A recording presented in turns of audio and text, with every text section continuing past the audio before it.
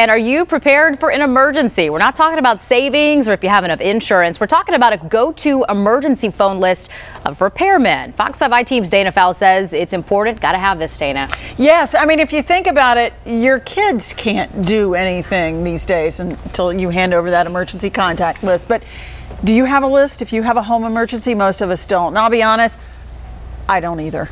Mine's pretty weak. So it was just yesterday, Fox 5 Chief Meteorologist David Shanley stood in front of that weather wall right after lunch, and he was warning us about heavy rains, high winds, the potential for a tornado.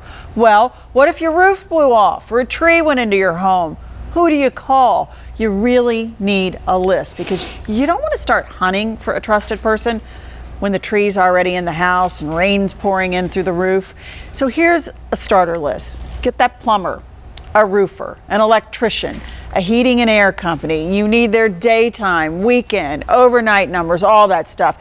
You need to already know whether they're insured, whether they're licensed, and ask about warranties. Now, there are, in fact, so many good folks out there in Metro Atlanta, but you need to narrow that to a go-to list. Ask a friend for folks they've used, people they like.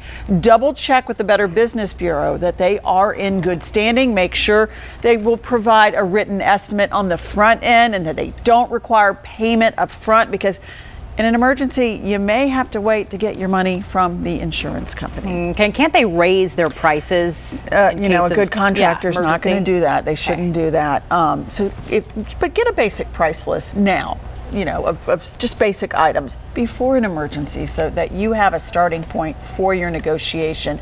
And remember, contact your insurance company before you start any of this work. Good reminder. And it's like you said, many of us have the other list together, but not this one. We got to get on it. I have a heating and air because it was New Year's Eve the night before, 1 a.m. My water heater just came through the attic. Of course, that's when it happens. That's when it happened. I'd only been in the house for a week or two, so I was like, Yeah, so I learned my lesson there, but I could use a better list. Got to get on this. All right, Dana, thank you.